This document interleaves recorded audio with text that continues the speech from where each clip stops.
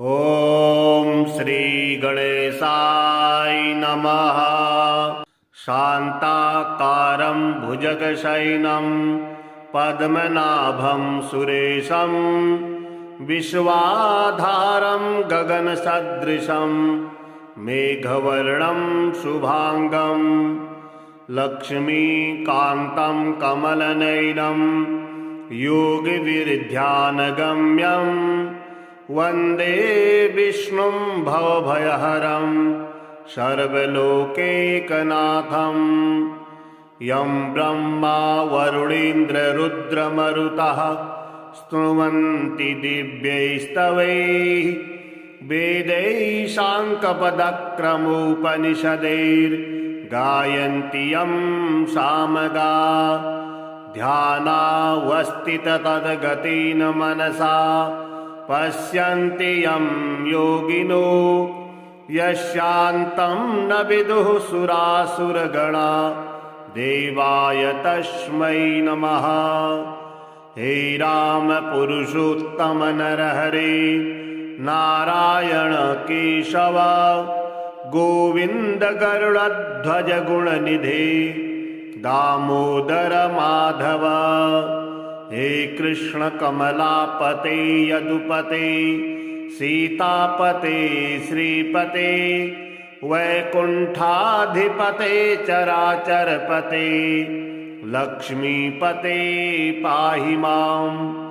आदौ रामतपोवनादिगमनं हत्वा मृगं काञ्चनं वैदेहीहरणं जटायुमरणं सुग्रीवसम्भाषणं वाली निर्दलनं समुद्रतरणं लङ्कापुरी दाहनं पश्चाद्रावणकुम्भकर्णहननम् एतद्धि रामायणम्। आदौ देवकी गर्भजननं गोपीगृहे वर्धनं मायापूतन जीवितापहरणं गोवर्धनोद्धारणं कंसोच्छेदन कौरवादिहननं कुन्तीसुतापालनम् एतत् श्रीमद्भागवत पुराण कथितं श्रीकृष्णलीलामृतम्। कस्तूरीतिलकं ललाटपटले वक्षःस्थले कौस्तुभं नासाग्रे वरमौक्तिकं करतले वेणुः करे कङ्कणं सर्वाङ्गे हरिचन्दनं सुललितं कण्ठे च मुक्तावलिः गोपश्री परिवेष्टितो विजयते गोपालचूडामणिः। फूलेन्दीवरकान्तिमिन्दुवदनं बर्हावतंसप्रियं श्रीवत्साङ्कमुदारकौस्तुभधरं पीताम्बरं सुन्दरं गोपीनां नयनोत्पलार्चिततनुं गोगोपसङ्घावृतं गोविन्दं कलवेणुनादनपरं दिव्याङ्गभूषं भजे। शशङ्खचक्रं शकिरीटकुण्डलं सपेतवस्त्रं शर्षीरुहेक्षणं सहारवक्षस्थलकौस्तुभं श्रियं नमामि विष्णुं शिरसा चतुर्भुजं। त्वमेव माता च पिता त्वमेव बन्धुश्च सखा त्वमेव विद्या द्रविणं त्वमेव सर्वं मम देव। राम रामेति रामेति रमे रामे मनोरमे सहस्रनाम तत्तुल्यं राम नाम वरानने। शान्ताकारं भुजगशयनं पद्मनाभं सुरेशं विश्वाधारं गगनसदृशं मेघवर्णं शुभांगं लक्ष्मीकान्तं कमलनयनं योगिविरध्यानगम्यं वन्दे विष्णुं भवभयहरं सर्वलोकैकनाथं यं ब्रह्मा वरुणेन्द्ररुद्रमरुतः स्तुवन्ति दिव्यैस्तवैः वेदैः साङ्कपदक्रमोपनिषदैर्गायन्ति यं सामगा ध्यानावस्थिततद्गतेन मनसा पश्यन्ति यं योगिनो यस्यान्तं न विदुः सुरासुरगणा देवाय तस्मै नमः। हे राम पुरुषोत्तम नरहरे नारायण केशव गोविंद गरुड़ध्वज गुणनिधे दामोदर माधव। हे कृष्ण कमलापते यदुपते सीतापते श्रीपते वैकुंठाधिपते चराचरपते लक्ष्मीपते पाहि माम्। आदौ रामतपोवनादिगमनं हत्वा मृगं काञ्चनं वैदेहीहरणं जटायुमरणं सुग्रीवसम्भाषणं वालीनिर्दलनं समुद्रतरणं लङ्कापुरीदाहनं पश्चाद्रावणकुम्भकर्णहननम् एतद्धि रामायणम्। आदौ देवकी गर्भजननं गोपीगृहे वर्धनं मायापूतनजीवितापहरणं गोवर्धनोद्धारणं कंसोच्छेदनकौरवादिहननं कुन्तीसुतापालनम् एतत् श्रीमद्भागवत पुराण कथितं श्रीकृष्णलीलामृतं कस्तूरीतिलकं ललाटपटले वक्षःस्थले कौस्तुभं नासाग्रे वरमौक्तिकं करतले वेणुः करे कङ्कणं सर्वाङ्गे हरिचन्दनं सुललितं कण्ठे च मुक्तावलिः गोपश्री परिवेष्टितो विजयते गोपालचूडामणिः फूलेन्दीवरकान्तिमिन्दुवदनं बर्हावतंसप्रियं श्रीवत्साङ्कमुदारकौस्तुभधरम् पीताम्बरं सुन्दरं गोपीनां नयनोत्पलार्चिततनुं गोगोपसङ्घावृतं गोविन्दं कलवेणुनादनपरं दिव्याङ्गभूषं भजे शशङ्खचक्रं शकिरीटकुण्डलं सपेतवस्त्रं शर्षीरुहीक्षणं सहारवक्षस्थलकौस्तुभं श्रियं नमामि विष्णुं शिरसा चतुर्भुजं त्वमेव माता च पिता त्वमेव बन्धुश्च सखा त्वमेव विद्या द्रविणं त्वमेव सर्वं मम देव। राम रामेति रामेति रमे रामे मनोरमे सहस्रनाम तत्तुल्यं राम नाम वरानने। शान्ताकारं भुजगशयनं पद्मनाभं सुरेशं विश्वाधारं गगनसदृशं मेघवर्णं शुभांगं लक्ष्मीकान्तं कमलनयनं योगिविरध्यानगम्यं वन्दे विष्णुं भवभयहरं सर्वलोकैकनाथं।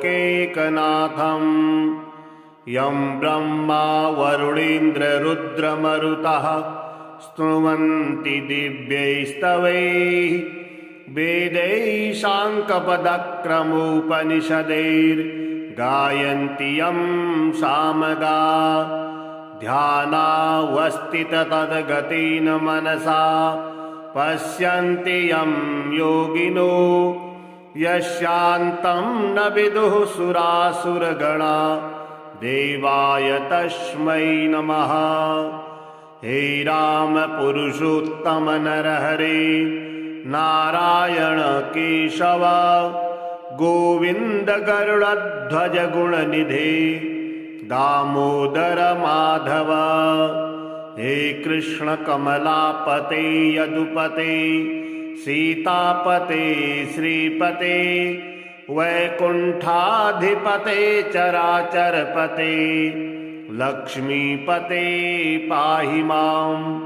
आदौ रामतपोवनादिगमनं हत्वा मृगं काञ्चनं वैदेहीहरणं जटायुमरणं सुग्रीवसम्भाषणं वालीनिर्दलनं समुद्रतरणं लङ्कापुरीदाहनं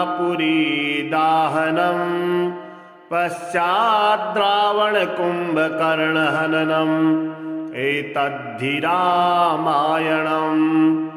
आदौ देवकी गर्भजननं गोपीगृहे वर्धनं मायापूतनजीवितापहरणं गोवर्धनोद्धारणं कंसोच्छेदनकौरवादिहननं कुन्तीसुतापालनम्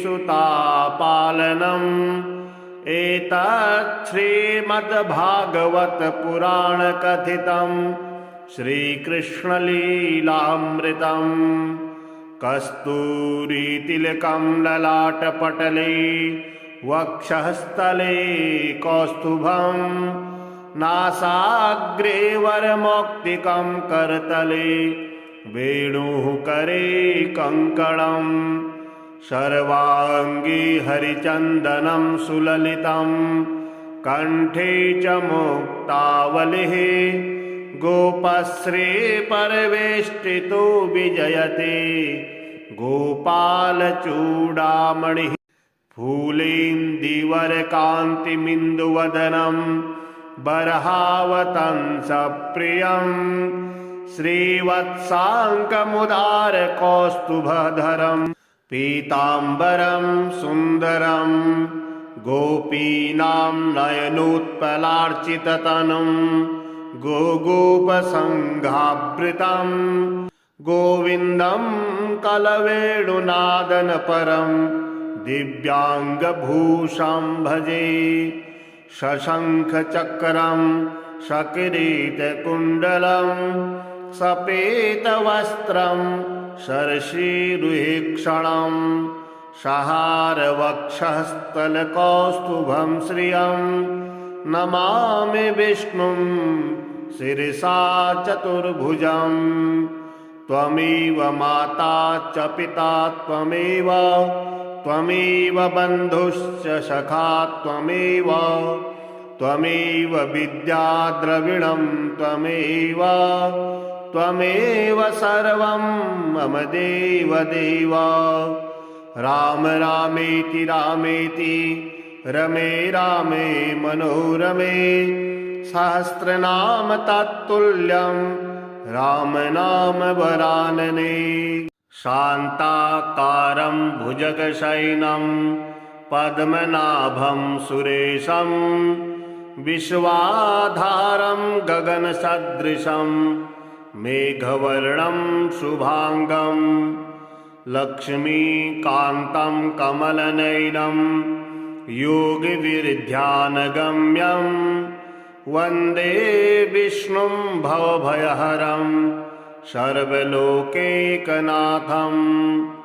यं ब्रह्मा वरुणेन्द्ररुद्रमरुतः स्तुवन्ति दिव्यैस्तवैः वेदैशाङ्कपदक्रमोपनिषदैर्गायन्ति यं सामगा ध्यानावस्थिततद्गतेन मनसा पश्यन्ति यं योगिनो यस्यान्तं न विदुः सुरासुरगणा देवाय तस्मै नमः। हे राम पुरुषोत्तम नरहरे नारायण केशव गोविंद गरुड़ध्वज गुणनिधे दामोदर माधव। हे कृष्ण कमलापते यदुपते सीतापते श्रीपते वैकुंठाधिपते चराचरपते लक्ष्मीपते पाहि माम्। आदौ रामतपोवनादिगमनं हत्वा मृगं काञ्चनं वैदेहीहरणं जटायुमरणं सुग्रीवसम्भाषणं वालीनिर्दलनं समुद्रतरणं लङ्कापुरीदाहनं पश्चाद्रावणकुम्भकर्णहननम् एतद्धि रामायणम्। आदौ देवकी गर्भजननं गोपीगृहे वर्धनं मायापूतनजीवितापहरणं गोवर्धनोद्धारणं कंसोच्छेदनकौरवादिहननं कुन्तीसुतापालनम्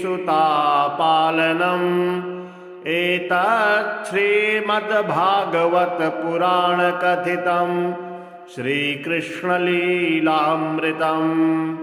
कस्तूरीतिलकं ललाटपटले वक्षःस्थले कौस्तुभं नासाग्रे वरमौक्तिकं करतले वेणुः करे कङ्कणम् सर्वाङ्गे हरिचन्दनं सुललितं कण्ठे च मुक्तावलिः गोपश्री परवेष्टितो विजयते गोपालचूडामणिः।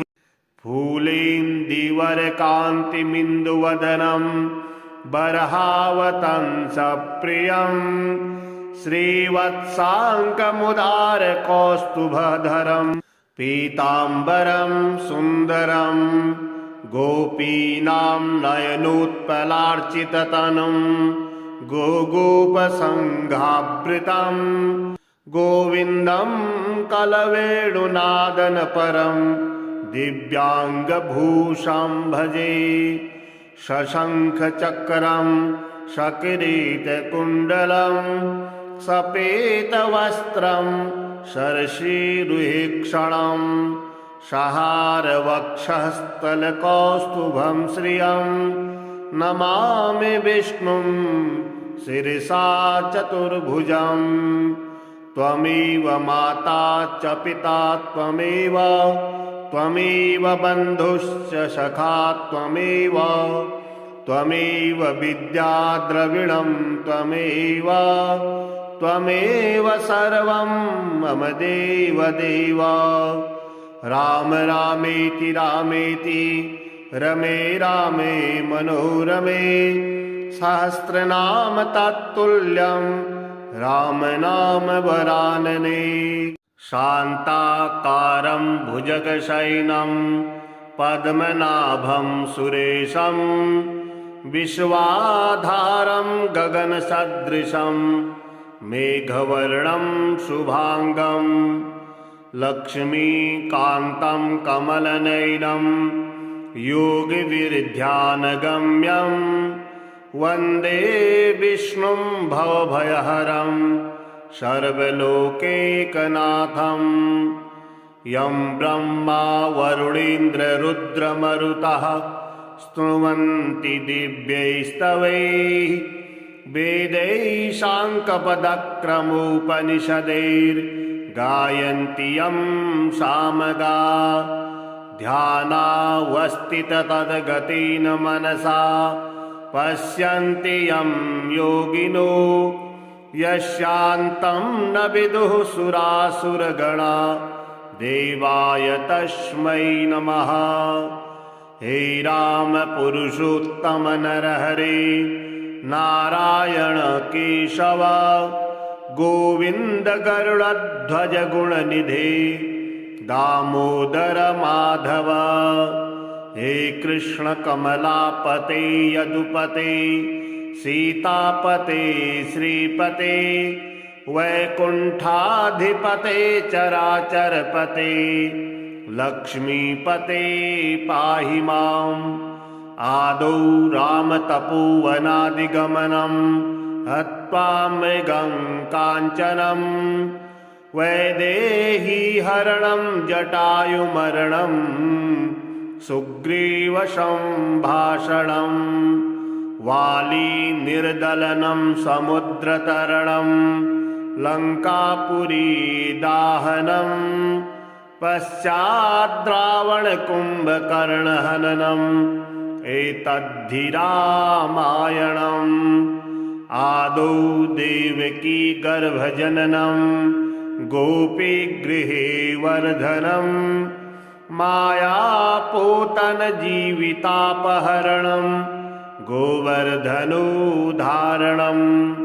कंसोच्छेदनकौरवादिहननं कुन्तीसुतापालनम् एतत् श्रीमद्भागवत पुराण कथितं श्रीकृष्णलीलामृतं। कस्तूरीतिलकं ललाटपटले वक्षःस्थले कौस्तुभं नासाग्रे वरमौक्तिकं करतले वेणुः करे कङ्कणम् सर्वाङ्गे हरिचन्दनं सुललितं कण्ठे च मुक्तावलिः गोपश्री परिवेष्टितो विजयते गोपालचूडामणिः। फूलेन्दीवरकान्तिमिन्दुवदनं बर्हावतंसप्रियं श्रीवत्साङ्कमुदारकौस्तुभधरम् पीताम्बरं सुन्दरं गोपीनां नयनोत्पलार्चिततनुं गोगोपसङ्घावृतं गोविन्दं कलवेणुनादनपरं दिव्याङ्गभूषं भजे। शशङ्खचक्रं सकिरीटकुण्डलं सपेतवस्त्रं शर्षीरुहेक्षणं सहारवक्षस्थलकौस्तुभं श्रियं नमामि विष्णुं शिरसा चतुर्भुजं। त्वमेव माता च पिता त्वमेव त्वमेव बन्धुश्च सखा त्वमेव त्वमेव विद्या द्रविणं त्वमेव त्वमेव सर्वं मम देव देव। राम रामेति रामेति रमे रामे मनोरमे सहस्रनाम तत्तुल्यं राम नाम वरानने। शान्ताकारं भुजगशयनं पद्मनाभं सुरेशं विश्वाधारं गगनसदृशं मेघवर्णं शुभांगं लक्ष्मीकान्तं कमलनयनं योगिविरध्यानगम्यं वन्दे विष्णुं भवभयहरं सर्वलोकैकनाथं। यं ब्रह्मा वरुणेन्द्ररुद्रमरुतः स्तुवन्ति दिव्यैस्तवैः वेदैः साङ्कपदक्रमोपनिषदैर्गायन्ति यं सामगा। ध्यानावस्थिततद्गतेन मनसा पश्यन्ति यं योगिनो यस्यान्तं न विदुः सुरासुरगणा देवाय तस्मै नमः। हे राम पुरुषोत्तम नरहरे नारायण केशव गोविंद गरुड़ध्वज गुणनिधे दामोदर माधव। हे कृष्ण कमलापते यदुपते सीतापते श्रीपते वैकुंठाधिपते चराचरपते लक्ष्मीपते पाहि माम्। आदौ रामतपोवनादिगमनं हत्वा मृगं काञ्चनं वैदेहीहरणं जटायुमरणं सुग्रीवसम्भाषणं वालीनिर्दलनं समुद्रतरणं लङ्कापुरीदाहनं पश्चाद्रावणकुम्भकर्णहननम् एतद्धि रामायणम्।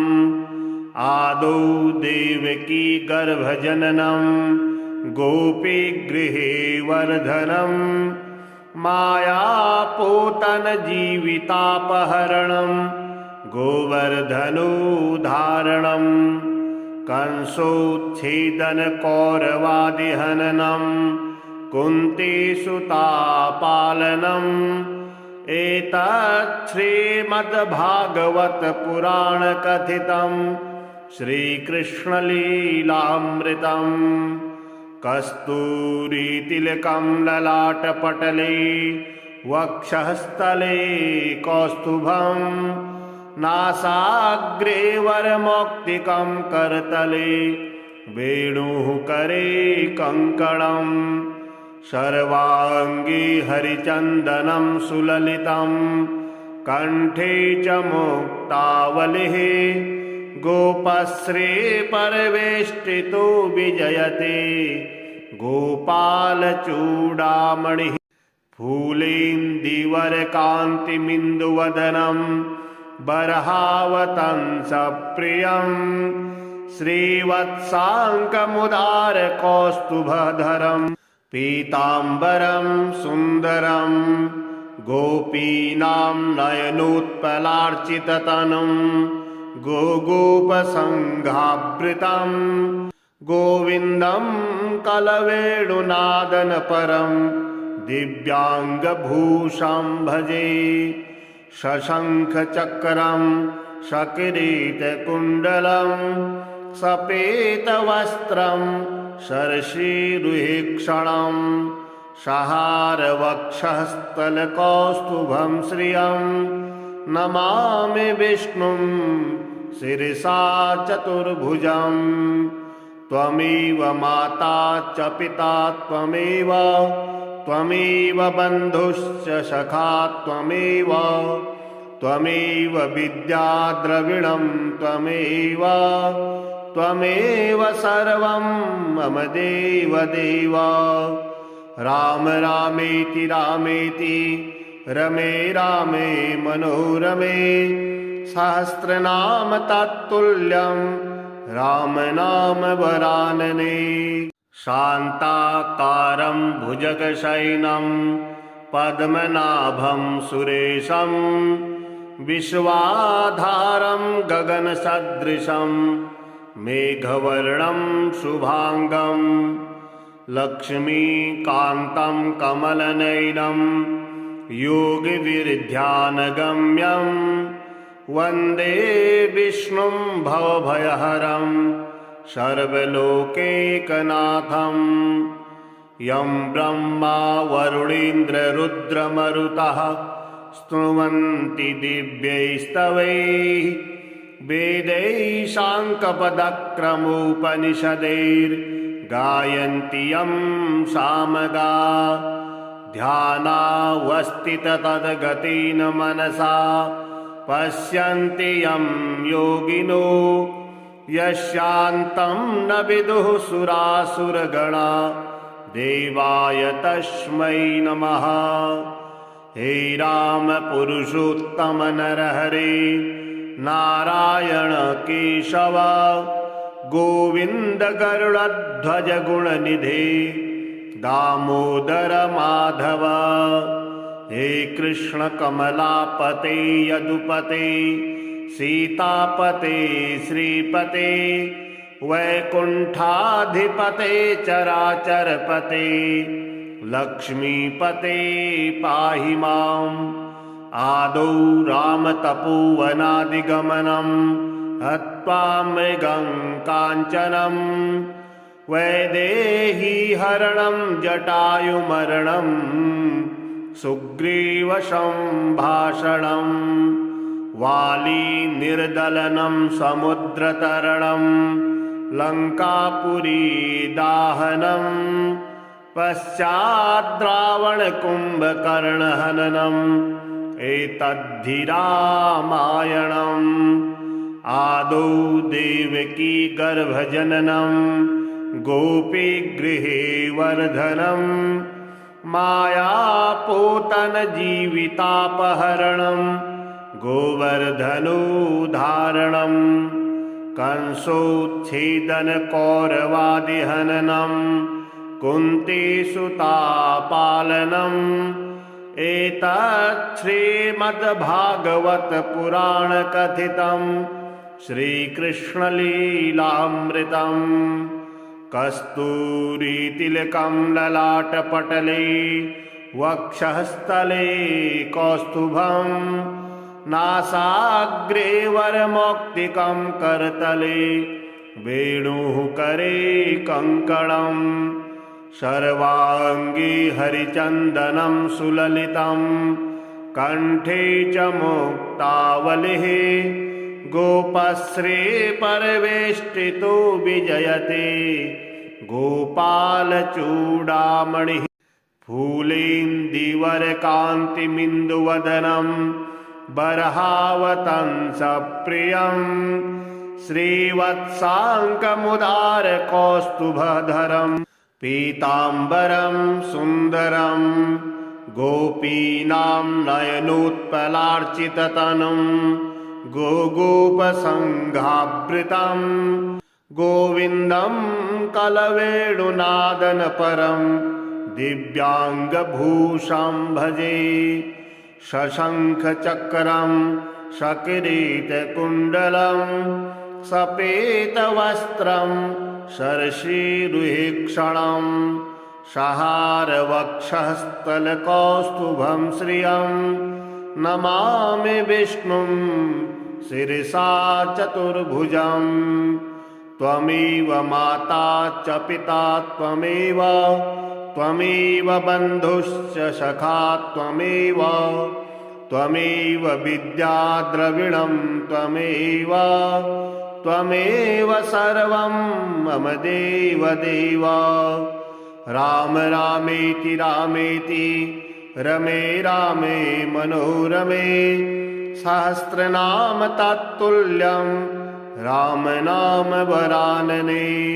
शान्ताकारं भुजगशयनं पद्मनाभं सुरेशं विश्वाधारं गगनसदृशं मेघवर्णं शुभांगं लक्ष्मीकान्तं कमलनयनं योगिविरध्यानगम्यं वन्दे विष्णुं भवभयहरं सर्वलोकैकनाथं।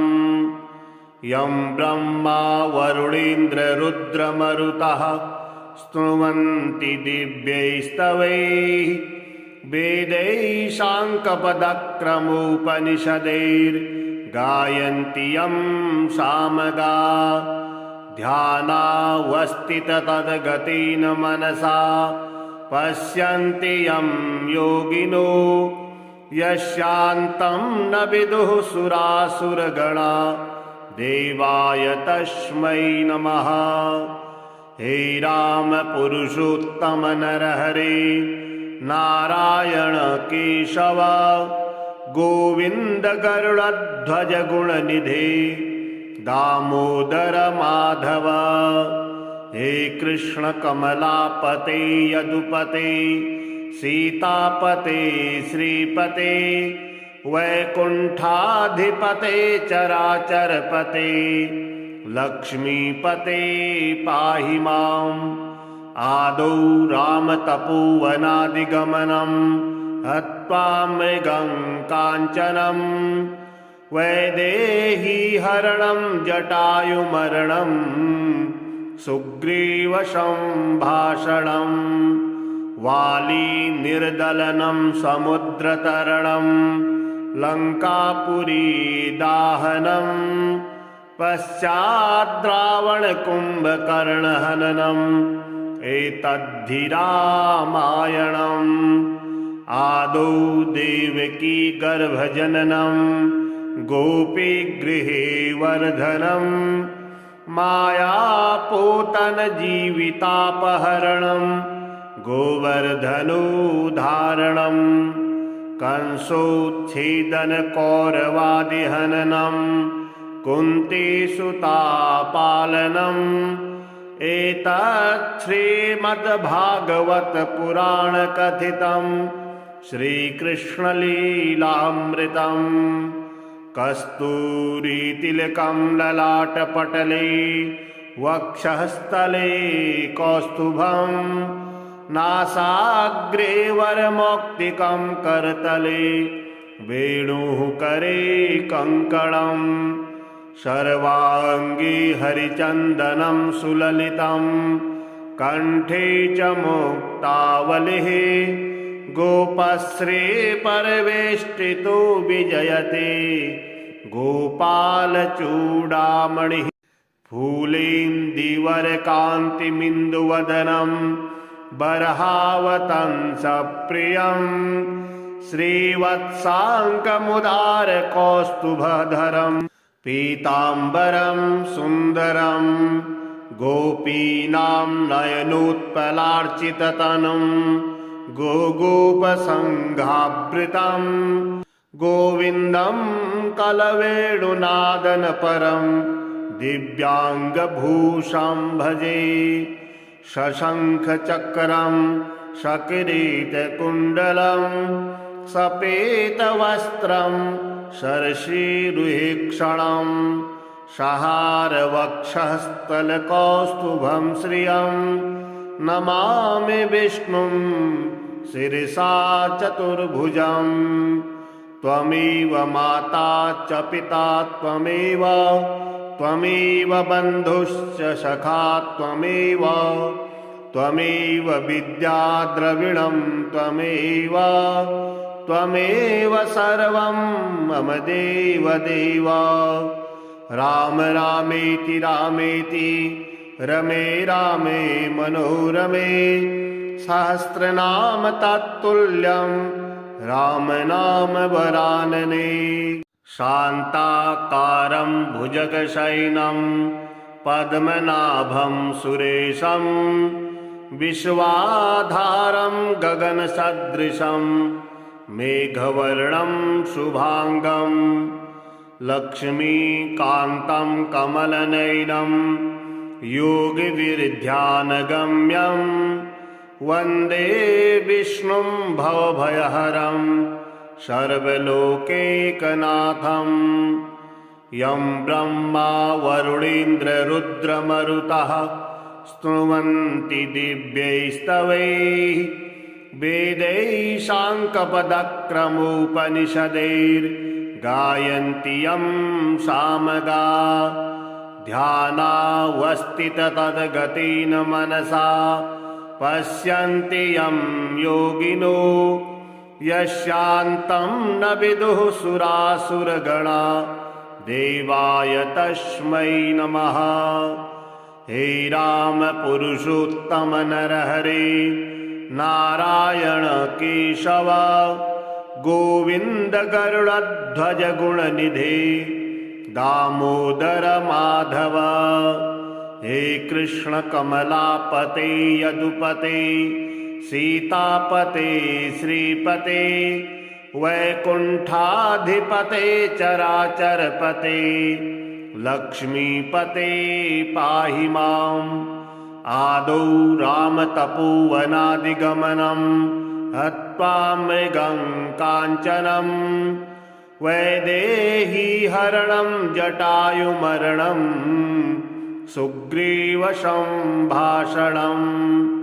वाली निर्दलनं समुद्रतरणं लङ्कापुरी दाहनम् पश्चाद् रावणकुम्भकर्णहननम् एतद्धि रामायणम् आदौ देवकी गर्भजननम् गोपीगृहे वर्धनम् मायापूतनजीवितापहरणम् गोवर्धनोद्धारणम् कंसोच्छेदनकौरवादिहननम् कुन्तीसुतापालनम्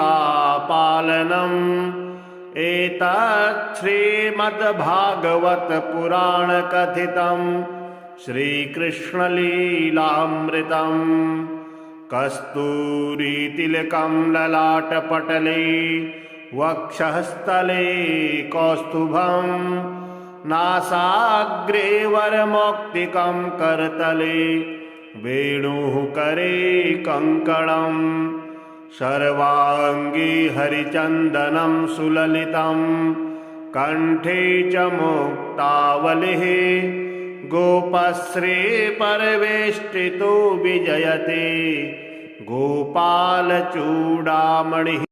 फूलेन्दीवरकान्तिमिन्दुवदनं बर्हावतंसप्रियं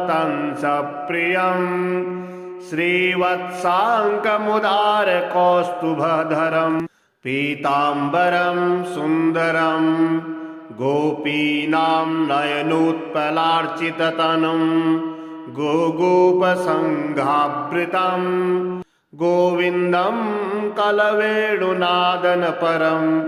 दिव्याङ्गभूषं भजे शशङ्खचक्रं सकिरीटकुण्डलं सपेतवस्त्रं शर्षीरुहेक्षणं सहारवक्षस्थलकौस्तुभं श्रियं नमामि विष्णुं शिरसा चतुर्भुजं त्वमेव माता च पिता त्वमेव त्वमेव बन्धुश्च सखा त्वमेव त्वमेव विद्या द्रविणं त्वमेव त्वमेव सर्वं मम देवदेव राम रामेति रामेति रमे रामे मनोरमे सहस्रनाम तत्तुल्यं राम नाम वरानने।